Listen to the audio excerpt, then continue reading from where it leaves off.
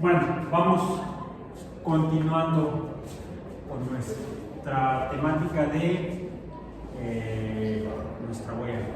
Hoy, 28 de noviembre de 2024 en Biomatemáticas 1.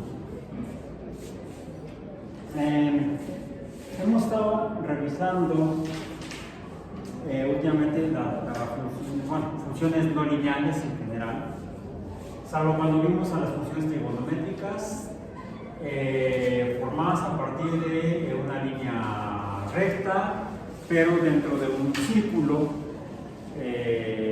al que llamamos el círculo unitario. Vamos a retomar otra vez algunas funciones como esta. Vamos a poner y igual a x cuadrada más 2x menos 1. Tabulemos x y y. Comencemos con menos 3. Menos 2, menos 1, 0, 1, 2 y 3. Hasta aquí. Cuando x vale 3, digo menos 3. 0, 3 por 3, 9. Más 3 por 2 son 6, más 9. 9 más 6 son 15. Menos. A ver, no, déjame. 3 por 3, 9. Más 3 por 2, 6.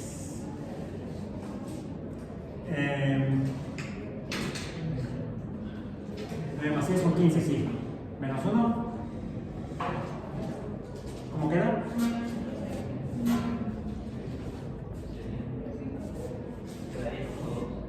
¿Dónde?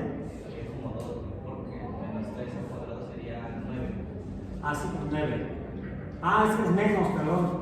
Menos por más sería, sí. Puede ser 9 menos 6. 3 menos 1. ¿Cuánto? 2. Si no estaba, yo mismo estaba olvidando el signo negativo de menos 3. Ahora tenemos menos 2.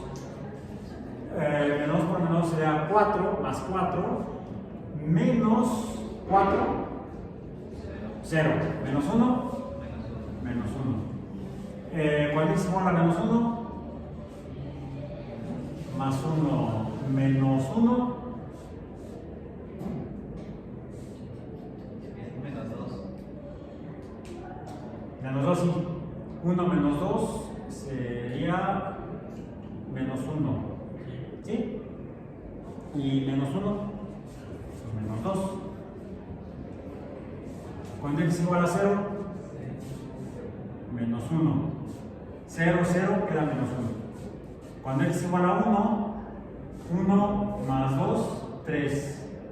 Menos 1, 2. Cuando x igual a 2, 2 por 2, 4, más 4 serían 8, menos 1, 7. Cuando x igual a 3, 3 por 3, 9. Ahora sí, más 6, menos 1, 14. ¿Sí? No. A ver. Me voy a ir para arriba. Bueno, para arriba en la tabla. Pero menos 4. X y Y. Cuando x es menos 4, 4 por 4 es 16. Menos 8. Sería 24. No, a ver. No. 16 menos 1 es como yo. Yo tengo 63, ¿eh? Sí, a ver, es 16. 16. Menos 8. Menos 8. 8. Es 8. Menos 1. 7. Estoy confundido. Sí, te confundiste. Ya todo nos pasa. Es una. Es una parábola. Dijo el Señor a sus discípulos, es una parábola. Esto es entonces una parábola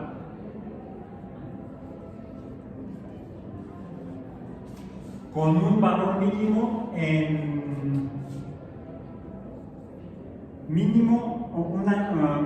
una y mínima en menos 1, menos 2, menos 1, en x igual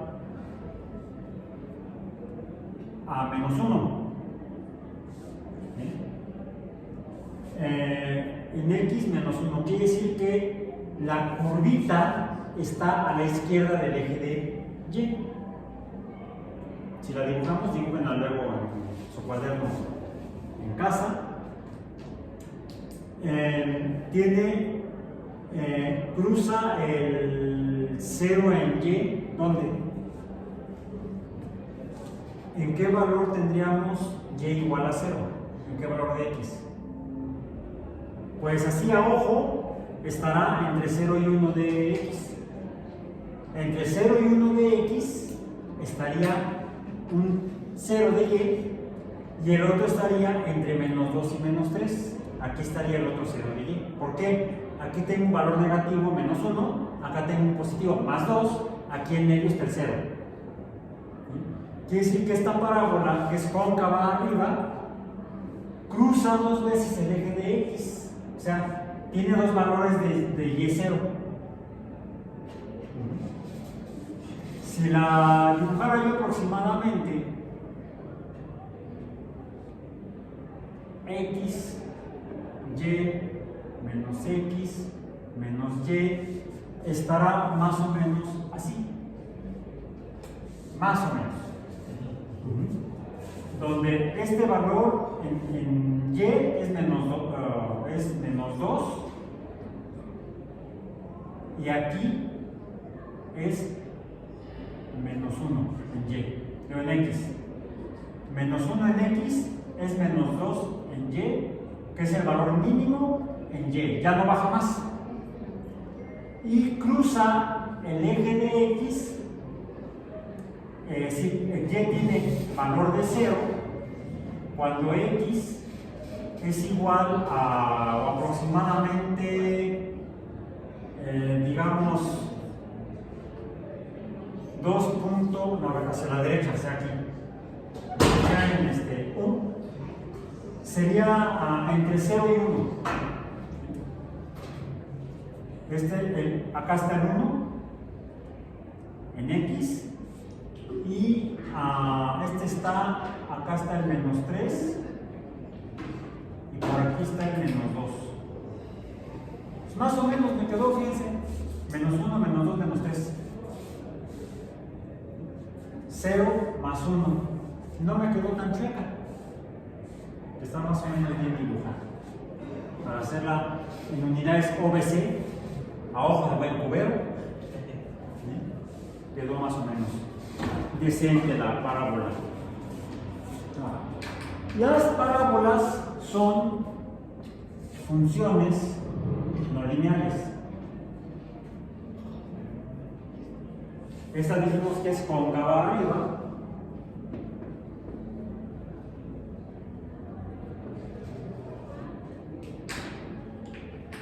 Y tiene un mínimo en y igual a menos 2, es el valor mínimo de y. Y tiene dos ceros en y. Aquí hay un 0 y acá hay otro 0. Entre 0 y 1 de x, entre 0 y 1 de x, y entre menos 2 y menos 3 de y. Podemos medio caracterizar cómo se ve esa parábola. Otro tipo de funciones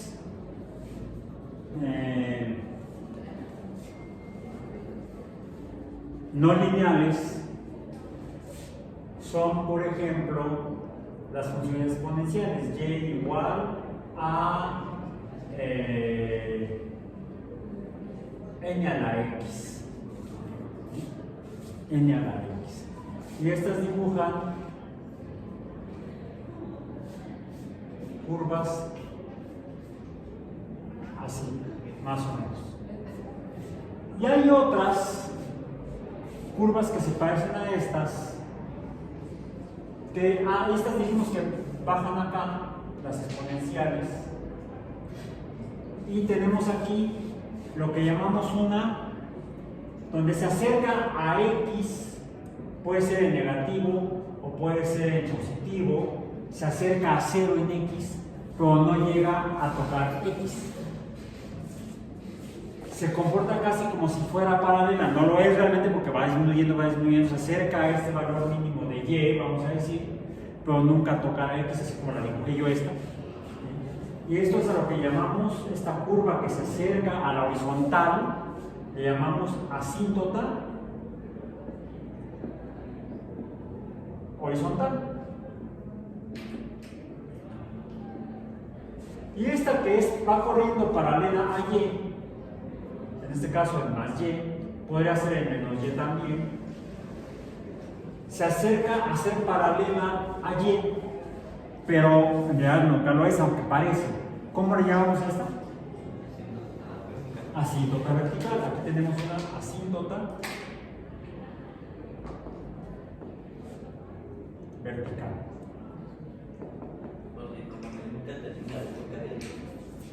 Vamos, nunca encontramos un valor constante. Nunca. Y además aquí dijimos que la pendiente m no es constante, a diferencia de una función lineal. En el caso de las funciones lineales,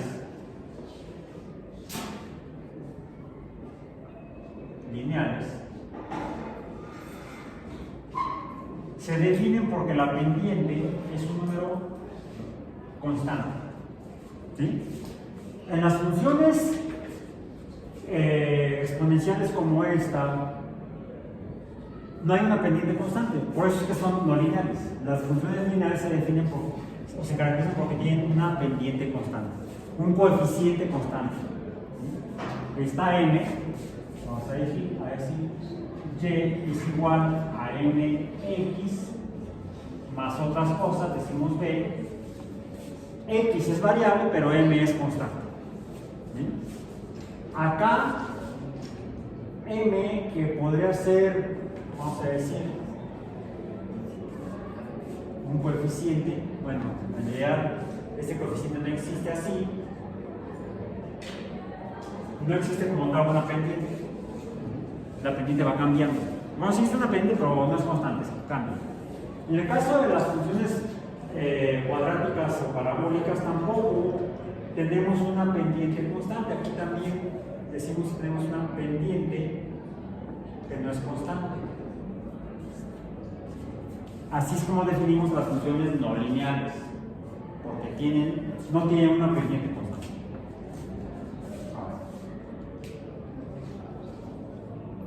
Hay algo interesante en cuanto a las funciones parabólicas y algunas como estas que son las hiperbólicas o las hipérbolas.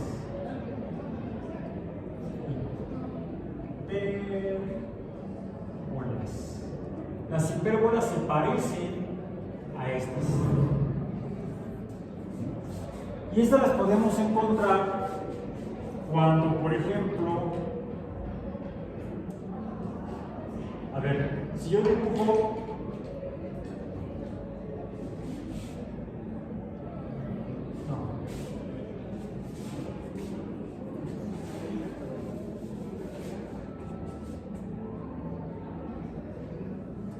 no, otra vez, no me gusta cómo está quedando.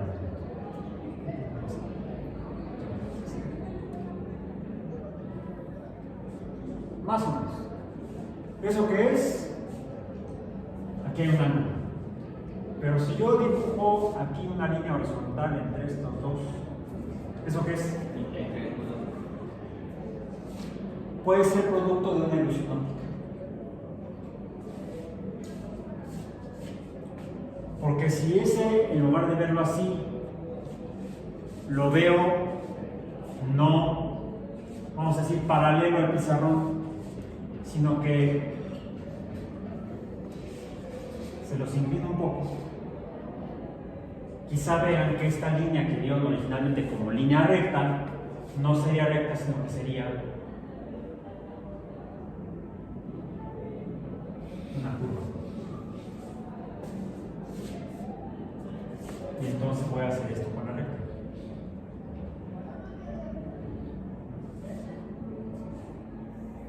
Y esta curva en realidad es la continuación de otra que viene por acá atrás. ¿Qué es realmente eso? Un cono. No sería una figura, sino que sería un cuerpo cónico. Pero no les puedo mostrar aquí un cono porque no lo traje.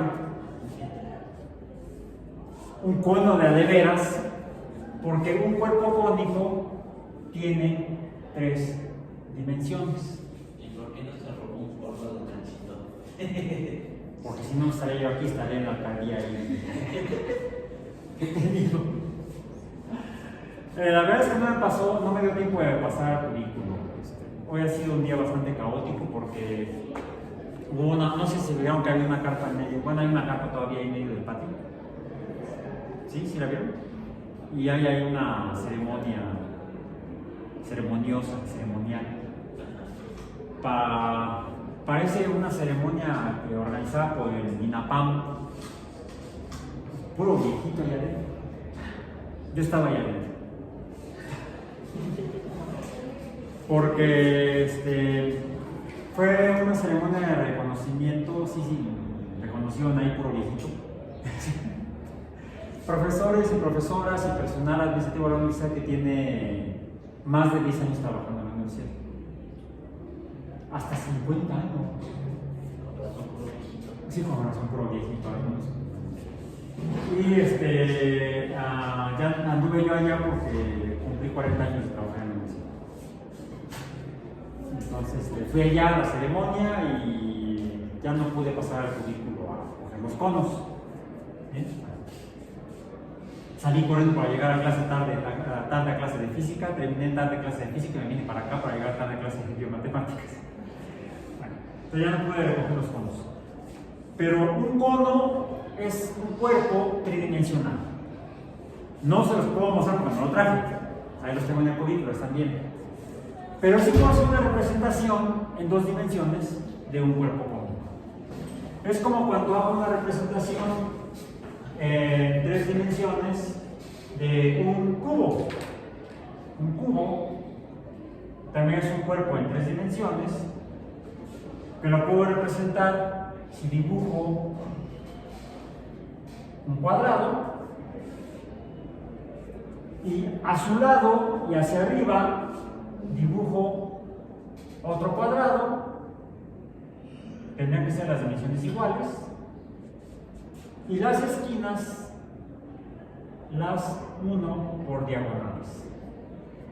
Eso no es un cubo, es una representación en 2 dimensiones, pero que sería un cubo verdadero de 3 dimensiones. Sí, recordemos cuando hablamos de símbolos, de semiótica, del estudio de los símbolos, de los signos con los que representamos objetos, cosas reales en la naturaleza o incluso cosas imaginarias. Las representamos con signos o símbolos que pueden ser dibujitos, pueden ser rayas, como estas rayas, están representando cosas que realmente son abstracciones de cosas que podrían existir en la naturaleza. Bueno, ¿los conos existen en la naturaleza? No. ¿En la naturaleza? Pues, hay algunas figuras que parecen cónicas. Por ejemplo, algunos exoesqueletos de moluscos.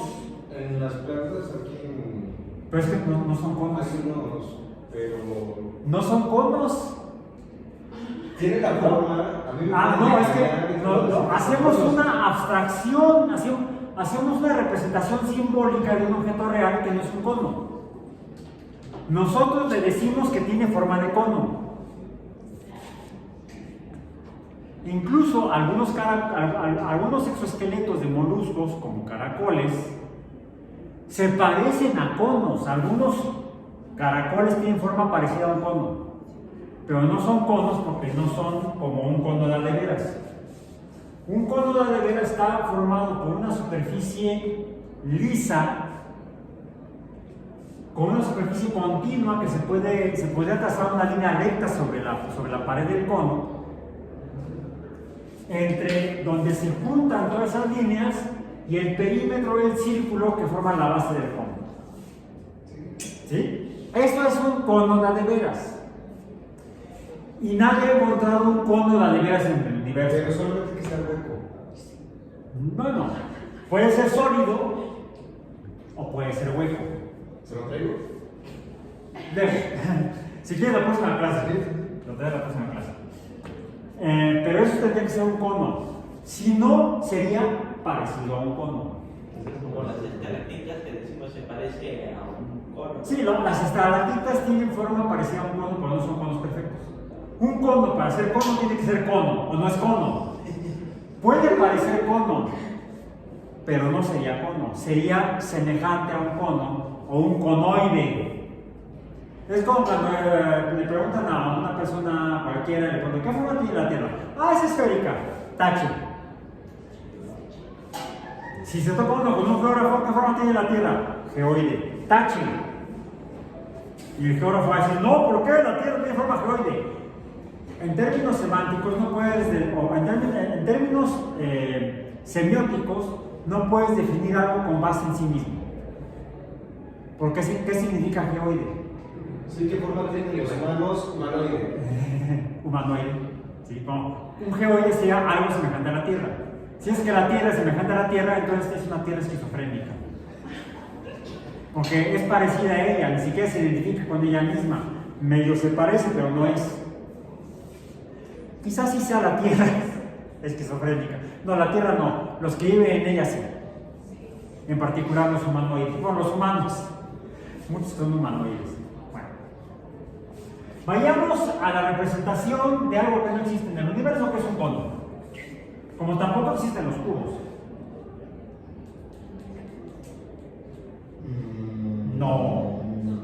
Hay algunas cosas que existen en el universo que son casi cúbicas. Casi. Son cuboides. Como algunos minerales. Algunos minerales, cuando se cristalizan, toman formas de cuerpos geométricos bastante regulares, no perfectamente regulares. ¿Han visto granos de sal con lupa o con microscopio? Se parecen a los cubos, pero no, yo no he encontrado ninguno que sea un cubo perfecto. Eso sí, se parecen a los cubos, dicen, ¿tienen forma cúbica? Pues sí, digamos cuboide, ¿okay? Como la Tierra es esferoide, porque se parece a una esfera. No puedo o no debo definir a la Tierra con base en ella misma. Si digo que la Tierra Gea es geoide, es una trampa geográfica. Lo que pasa es que los geógrafos no saben geografía. No más en geometría, geometría. No son matemáticos, aunque hay algunos geógrafos muy buenos matemáticos. Conozco varios. Bueno, entonces, esto no es un cubo, se parece a un cubo, pero no lo es. Se parece a un cubo y no es un cubo porque en realidad son dos cuadrados unidos por diagonales. Por ejemplo, hay otra forma en la que puedo representar también un cubo, en dos dimensiones. Dibujo un cuadrado, imaginemos que es un cuadrado, sea un cuadroide, que no es perfecto. Y alrededor de ese cuadrado dibujo uno más grande y junto sus esquinas. También es un cubo, pero este lo estoy viendo de frente y este lo estoy viendo de ladito. ¿Sí? Se dice que en dibujo se puede representar o se puede dibujar un cubo. Si dibujo primero un cuadrado, lo desplazo en forma diagonal y entonces en esa diagonal dibujo el siguiente cuadrado. O proporcionalmente dibujo un cuadro más grande que otro y los uno por las esquinas. Sería como ver el cuadro pequeño está más lejos de mí que el cuadro grande. Lo estoy viendo de frente. Como yo puedo dibujar también un cono, este cono lo puedo dibujar así. Va a ser conoide otra vez. Ahí está. ¿Cómo están viendo ese cono? Por arriba. Desde arriba. Y ahora, Por abajo. por abajo. ¿Sí? Entonces, mucho cuidado con desde dónde ven las cosas.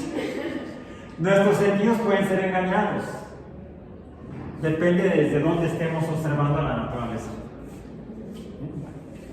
Ya que estamos viendo el cono, voy a poner aquí desde arriba, es la punta del cono. Si yo corto el cono en forma transversal, de arriba para abajo, sería como hacer esto. Paz. ¿Sí? Y entonces yo tendría que cortarlo aquí. Es más, lo voy a cortar al revés. No al revés, lo voy a cortar perpendicular. Bueno, ahí está, imaginemos que pasa, puede ser. Ahí está el cono y lo corté perpendicular. Bueno, lo corté así, paz. ¿Cómo se vería el cono? Si lo veo como estoy viendo al cubo, como el primer triángulo que dibujé. Yo vería una figura triangular, porque la base la vería completamente horizontal y vería encima las paredes del cono dibujándome un triángulo. Y salen cosas interesantes cuando uno se pone a cortar conos. Si cortas un cono como lo hice yo ahorita, en forma a lo largo de la punta a la base, puedo encontrar un triángulo. Ahora, si yo en lugar de cortarlo longitudinalmente, de la punta a la base, lo corto, ahora lo estoy viendo así de lado, ¿sí?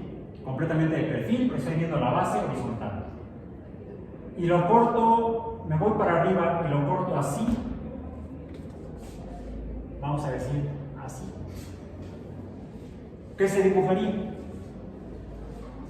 Le quito el conito que quedó arriba. ¿Y qué voy a ver? Desde arriba, bueno, desde abajo voy a ver una especie de trapecio. Un trapecio, ¿sí? Un lado recto largo, un lado recto corto paralelo y dos diagonales uniendo los extremos. Y si lo veo desde arriba,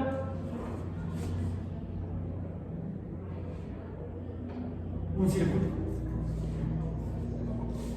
Si corto o secciono un cono, entonces cuando corto o secciono un cono, obtengo, puede ser un triángulo. Si el corte es longitudinal, de arriba para abajo. Si es transversal, paralelo a la base, entonces se dibuja un círculo.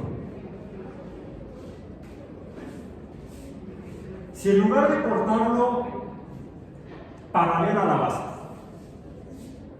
lo corto diagonal a la base, pues entonces obtendría yo, viéndolo aquí desde aquí, yo vería algo como esto. Pero eso puede ser, de hecho ya está dibujando incluso así. Pero si lo veo de lado, yo lo vería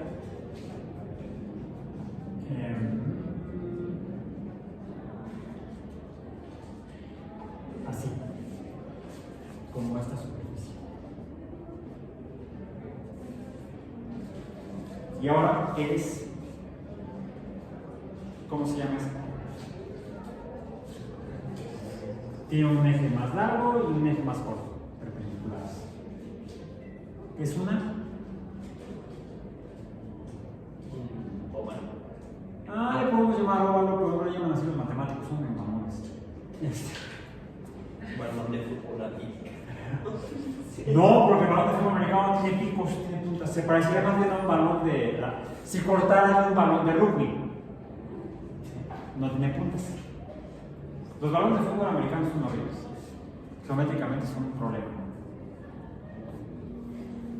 Estas son las que utilizó Kepler para resolver el problema de las órbitas que había dibujado como círculos Copérnico.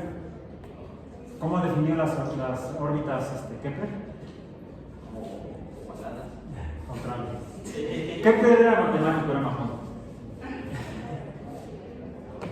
Elipse, son elípticas las órbitas de los planetas. Entonces, si yo en lugar de cortar paralelo a la base un cono, se dibuja en la cúspide una elipse.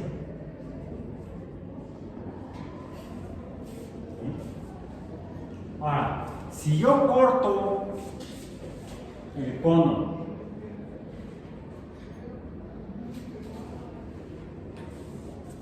paralelo al. Este es el eje. Este es el eje del cono. Este es el eje. Esta es la base. ¿Sí? El eje va de la punta al centro de la base. ¿Sí? Estaría aquí el eje. Esta sería la base. Si yo corto el cono paralelo a la base, así, paralelo a la base, pero separado del eje, voy a girar un poco el cono para cortarlo. Se dibujaría más o menos algo así.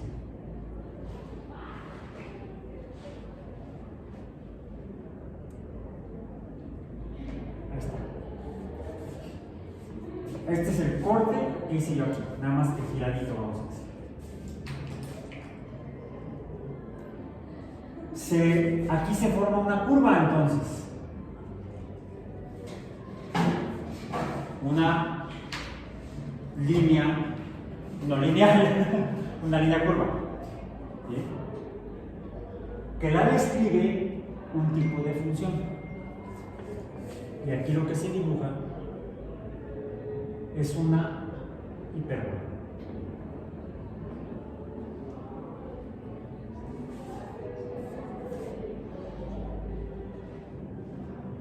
Ahora, si yo lo corto no paralelo al eje, sino que lo corto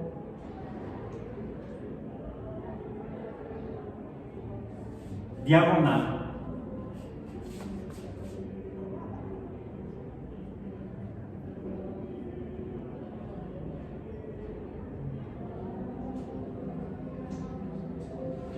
están cantando a las mañanitas a los viejitos.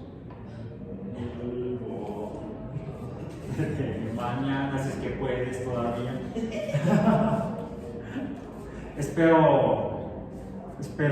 espero llegar a esa edad, pero no en esas condiciones. Se dibuja otra línea no recta. ¿Y esa qué forma tiene? Aquí se dibuja una. ¿Dónde la puse? Ya está. Esta sería una parábola. Y dijo el maestro a sus discípulos, esta se llama el triángulo, el círculo, la elipse, la hipérbola y la parábola. Son secciones cónicas. ¿Por qué se forman al seccionar o cortar un cono? Por cierto, en los libros de matemáticas no van a encontrar esto. Eso se inventó mí. No soy matemático, soy biólogo. Me vale. Porque a ver, si se definen las secciones cónicas como aquellas que se forman cuando secciono o corto conos, pues también se forma el triángulo. Cuando lo corto perfectamente perpendicular a la base a lo largo del eje. Y lo veo de perfil, estoy viendo un triángulo. ¿Por qué no puede ser una sección cónica? Digo yo. Ok. Sigamos. No es que se trate de ser disruptivo, se trata de ampliar el panorama. ¿Sí? Dejar de ver las cosas es solamente una perspectiva, porque ya vimos que nuestras perspectivas pueden ser engañadas. Dependiendo de la perspectiva, lo que vemos. Entonces hay que tener mucho cuidado, hay que tener más de un punto de vista.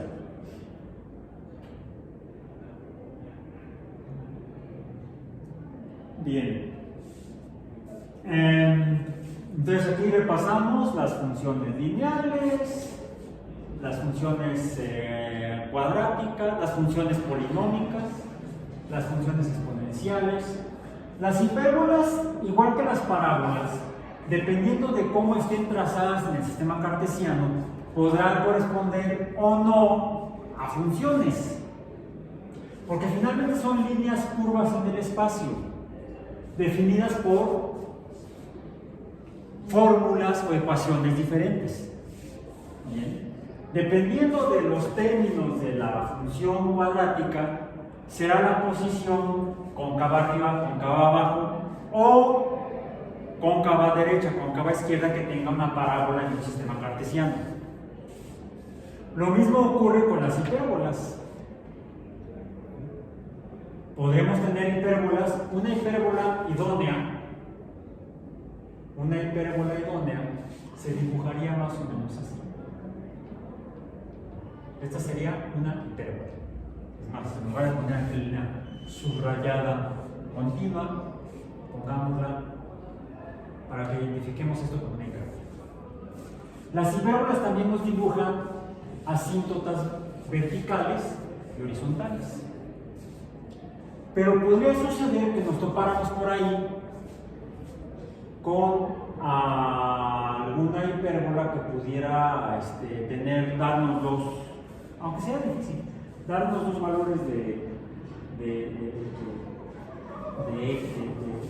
y para una sola x, valores de y para una sola x. ¿Sí? Y entonces ya no cumpliría con el caso de las funciones, como vimos en la sesión pasada en la que utilizamos las funciones inversas, que las parábolas no tienen funciones inversas. Si se dibuja una figurita, una línea curva o no lineal, no recta, pero como nos va a proporcionar dos valores de y para un valor de x, no corresponde con la definición matemática de lo que es una función. Recordemos, una función matemática es aquella que nos va a dar un valor de y para cada valor de x. Un valor de x a un valor de y, otro valor de x a un valor de y, otro valor de x a otro valor de y. Varios valores diferentes de x nos podrán dar la misma y, menos 1, más 2, pero son el mismo valor de y o más de un valor en y para valores distintos de x, el mismo valor en y para valores distintos en x, no al revés. Si lo que tenemos son varios valores de x para el mismo valor en y, entonces no se trata de una función. ¿Cómo lo dije? No al revés. Varios valores de y para el mismo valor de x. Lo dije al revés. No será función, será una ecuación o una fórmula matemática. Como en el caso del círculo o el mismo triángulo. ¿El triángulo es podría haber una función de un triángulo? No. Habrá la fórmula para describir un triángulo, como puede ser la fórmula del triángulo de Pitágoras para triángulos rectángulos, lo que nos dice que y será igual a x cuadrada más z cuadrada raíz cuadrada de. ¿Sí? Y es igual a la raíz cuadrada de x cuadrada más z cuadrada, me dibuja un triángulo rectángulo. Esto sería una fórmula matemática o una ecuación. Pero no es función. No es una función. Sería una ecuación con dos variables x y z independientes y una variable dependiente que es y. Pero no es una función, es una ecuación. Para el caso del círculo, tampoco. Porque ya lo vimos, incluso dibujamos en alguna clase un círculo dentro de un sistema cartesiano y pues aquí es evidente que para diferentes valores de x me va a dar más de un valor en y. Entonces, el círculo tampoco es una función. La elipse tampoco. La elipse tampoco es una función. O tampoco es definida por una función. Una elipse no es definida por una función. Es definida por una ecuación. Un círculo es definido por una ecuación, no por una función. La hipérbola y la parábola dependen. Esta parábola sí es una función. Una parábola horizontal, bueno, a la derecha o a la izquierda, no será una función. Tendrá su ecuación que define los parámetros de la parábola, la forma de la parábola, pero no podemos llamarla función. Entonces, la hipérbola y la parábola pueden o no ser funciones. Vamos a ver ahorita qué sucede cuando tenemos, digamos,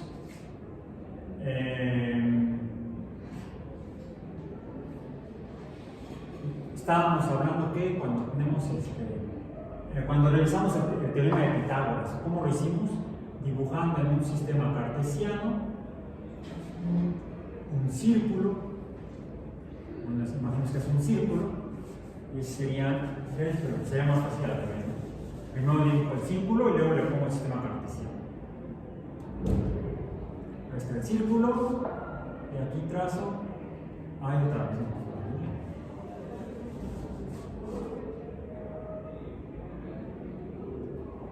Más o menos, ahí está el sistema cartesiano. Quedó más o menos en el centro. Y aquí entonces puedo dibujar, por ejemplo, este valor xy, el cual puedo definir con base en el teorema de Pitágoras. Y de aquí desprendimos las funciones trigonométricas.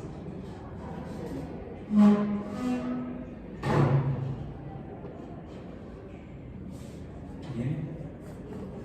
Que definen, por ejemplo, la proporción de A. Si llamemos este A, llamemos a este C. Dijimos que la relación de A entre C es el seno del ángulo. Y esto es una función trigonométrica. Es igual, este cociente es el número y. ¿Okay? Bien, bueno.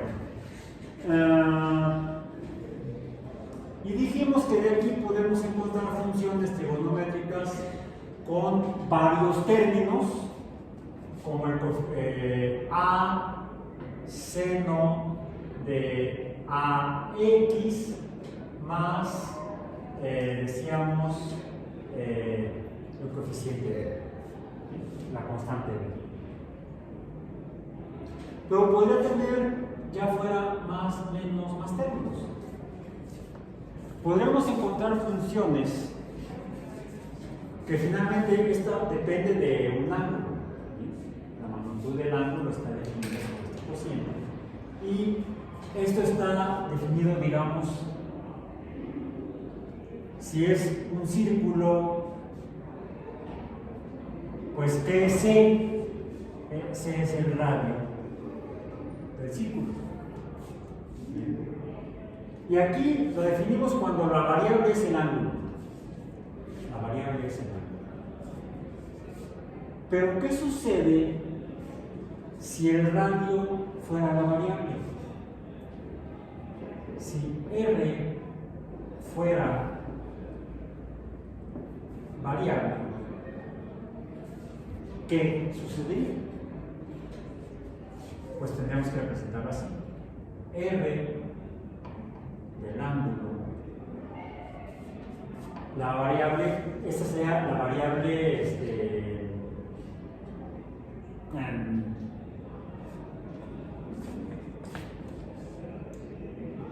la variable independiente.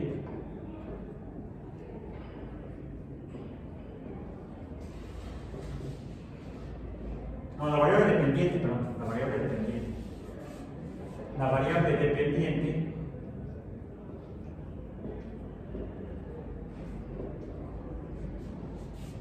el ángulo sería entonces donde sería igual a, vamos a decir, a Y, donde θ es la variable independiente. Como sucede en la función trigonométrica. Pero ahora lo que nos interesa es ver qué sucede con el radio, ya no con la posición del punto XY. Esto nos dibujaba el punto XY, esto nos va a dibujar lo que vimos como funciones ondulatorias u ondas. Esto, las funciones trigonométricas dibujan ondas. Pero cuando nos preguntamos sobre el radio, si es que varía en función del ángulo, quizá sucedan cosas distintas. Vamos a poner un ejemplo. R de θ, que sea igual a, depende del ángulo. Si depende del ángulo, debo ponerlo en términos de funciones trigonométricas. Por ejemplo, la función seno. Seno del ángulo. ¿Ok? Suponiendo el ángulo, en lugar de poner la X, para que me quede claro que la variable independiente es el ángulo. Está variando el ángulo. Pero al variar el ángulo, también varía el radio. No estamos hablando de un radio constante, como fue el ejemplo que vimos originalmente de las funciones trigonométricas en las que dibujan ondas. Aquí vamos a preguntarnos qué sucede si, además de que varía el ángulo, el radio pudiera estarse acortando, pudiera estarse alejando. Para eso tendríamos que conocer la función, digamos que es el seno del ángulo que está cambiando, más otro componente, otro término que pudiera ser el coseno del mismo ángulo, porque si cambia el seno, la relación, el valor de A, pues también está cambiando el valor de X, ¿no? El valor de B, vamos a decir, en el triángulo de Pitágoras. Pero si está cambiando el radio, ¿qué sucede con la amplitud de la función trigonométrica? Pues también podría estar cambiando. Entonces debo considerar el coeficiente amplitud, que puede ser uno para el seno, para el primer término, y otro para el segundo término, que podría ser el coseno. En este caso, que sea, vamos a ponerle menos 2.5, 2. De aquí que sea 3. Y además también depende de 3 veces el cambio en el ángulo, más, como dije aquí, puede haber números constantes, que sea el número constante 2. Está más interesante esto, ¿verdad? Habría que tabular, pero ahora lo que vamos a tabular no es X y Y, sino que sería θ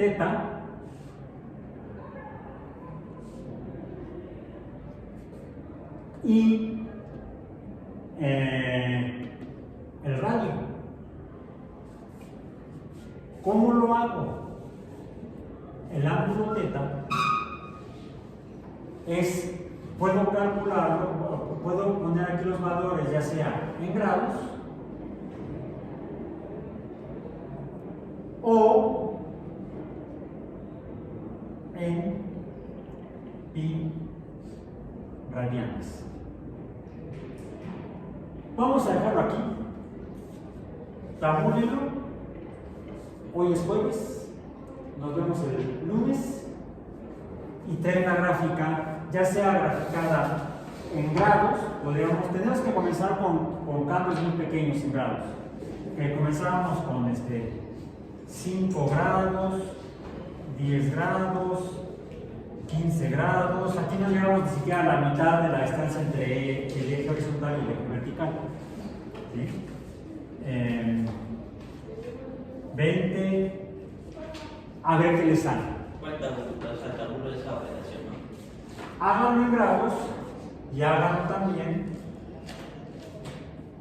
en pi radianes. Vamos a decir que será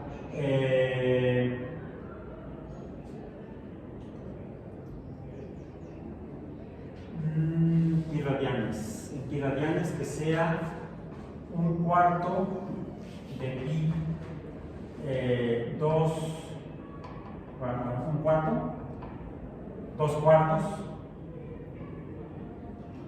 cuartos de pi, luego 3 cuartos de pi,